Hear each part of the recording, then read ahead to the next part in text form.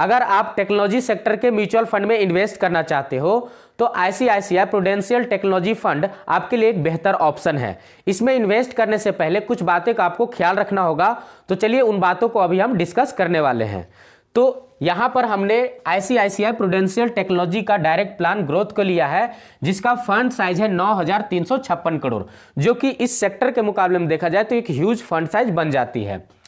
ये इसका launching date का बात करें तो 2013 में इस फंड को लॉन्च किया गया था। अभी करंट में फंड मैनेजमेंट की अगर बात करें तो 2 फंड मैनेजमेंट इसमें देखने को मिलते हैं।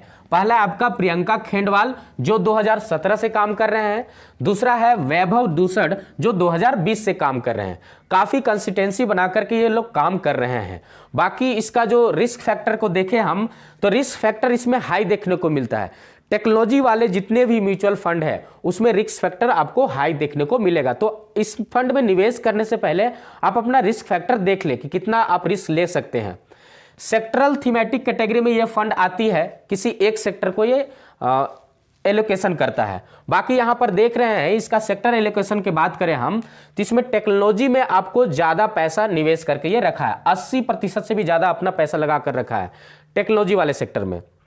कम्युनिकेशन में देखें तो 9% से भी ज़्यादा लगा कर रखा है, जो टेक्नोलॉजी में ही आता है। ये सर्विसेज में देखें तो 7% से भी ज़्यादा लगा कर रखा है। बाकी बच जाता है अदर कैटेगरी में रखा हुआ है अपना एलोकेशन।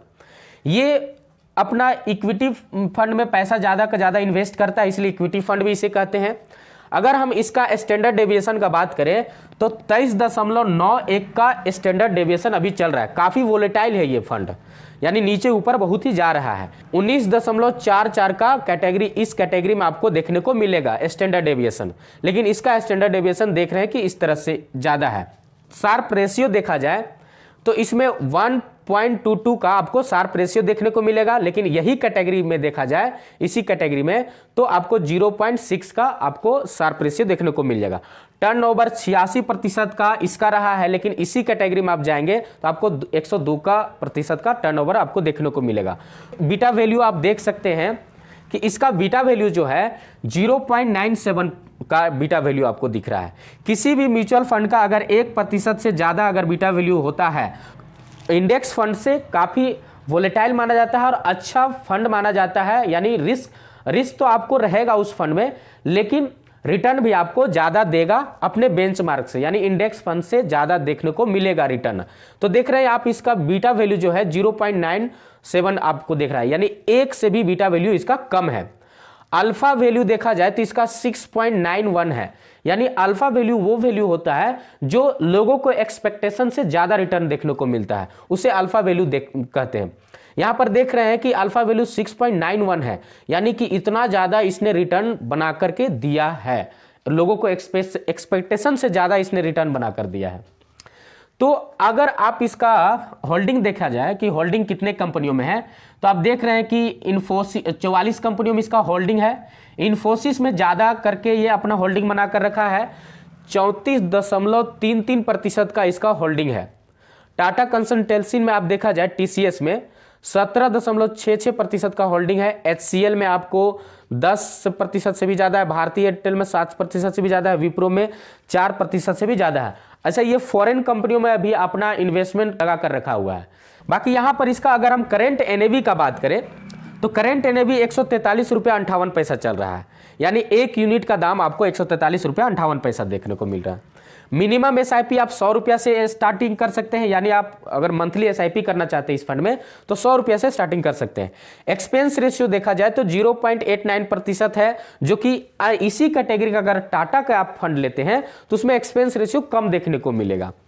बाकी यहाँ एग्जिट लोड के बात कहते हैं 1% का आपको लगेगा अगर आप 15 दिन के अंदर ही पैसे को निकाल लेते हैं। पैसा इन्वेस्ट किया, 15 दिन के अंदर अगर निकालते हैं तो आपको 1% का एग्जिट लोड दिखेगा। बाकी आप 15 दिन के बाद निकालते हैं तो कोई एग्जिट लोड इसमें लगने वाला नहीं है। रिटर्न टैक्सेज अगर एक साल में, अगर आप एक ही साल में पैसे को निकाल लेते हैं, इन्वेस्ट किया और एक साल में पैसे को निकाल लिए, तो आपका रिटर्न पर 15% का टैक्स लगने वाला है। तो आप ये सब देख लें, उसके बाद इन्वेस्ट करें कि क्या है कि नहीं है। सो है कि एनुअल रिटर्न अगर हम बात करें तो एक साल का एनुअल रिटर्न आपको 20 माइनस नेगेटिव में गया है, यानी नेगेटिव 20% का रिटर्न आपको देखने को मिल रहा है। नेगेटिव यानी कि ये बहुत ही ज़्यादा वोलेटाइल फंड रहा है, ये नेगेटिव में बहुत ज़्यादा गया है एक साल के अंदर ओलम बात किया जाए। और ये हाल ही में ऐसा कुछ मार्केट जब नीचे जा रहा है तो ये और भी मतलब एक साल का जो इसका रिटर्न है वो नीचे गिरते हुए जा रहा है। 3 साल का इसका रिटर्न देखें तो 32.1% का रिटर्न मिला है। 5 साल का इसका रिटर्न देखें हम तो 24.1% का रिटर्न देखने को मिला है। सभी का बात किया जाए तो 22.1% का रिटर्न आपको देखने को इसमें मिला है। अगर हम इसमें SIP करवाए होते 5,000 का मंथली SIP तो एक साल में मेरा इन्वेस्टमेंट हो जाता 60,000 का और रिटर्न मिलता आपको 56,244 रुपये, क्योंकि आप जान रहे हैं कि एक साल का इसका रिटर्न नेगेटिव में गया है। 3 साल का अगर हम SIP करवाए होते आज से 3 साल पहले 5,000 का तो 1,80,000 रुपया जमा होता, हमको यहाँ पर मिलता 2,49,421 रुपया। बाकी अगर 5 साल के लिए 5,000 का ही SIP करवाए होते मंथली तो 3 लाख रुपया जमा होता मेरा, 5,35,876 रुपया हमको रिटर्न देखने को मिल जाता। बाकी इस तरह से देख रहे हैं कि ये जो फंड है अपना वोलेटाइल ज़्यादा ही रहा है अपने मतलब पिछले कई वर्षों से, तो आप इसमें इस सब देख करके तब जा सकते हैं इसके साथ। अगर टेक्नोलॉजी फंड में जा रहे हैं ना तो इस फंड के आप साथ जा सकते हैं, लेकिन टेक्नोलॉजी फंड में रिस्क आपको ज़्यादा देखने को मिलता है, तो इस चीज़ को आप ध्यान में रख करके इसमें इन्वेस्ट करें। बाकी अगर आपके पास कोई डीमैट अकाउंट नहीं है तो 10 करोड़ इंडियन के जैसा ही आप अपना डीमैट अकाउंट खुलवा सकते हैं। आज 2-3 सालों में इतना ज़्यादा लोगों ने डीमैट अकाउंट खुलवाया है अपना, तो आप भी एक डीमैट अकाउंट खुलवा सकते हैं। आप ग्रो में डीमैट अकाउंट खुलवा सकते हैं या तो जेरोधा में डीमैट अकाउंट खुलवा सकते हैं। लिंक डिस्क्रिप्शन में दिया हुआ है, आप किसी में भी डीमैट अकाउंट अपना खुलवा सकते हैं। तो आज के वीडियो में इतना ही, फिर मिलते हैं किसी नेक्स्ट वीडियो में किसी नेक्स्ट टॉपिक के साथ। तब तक के लिए जय हिंद, जय भारत।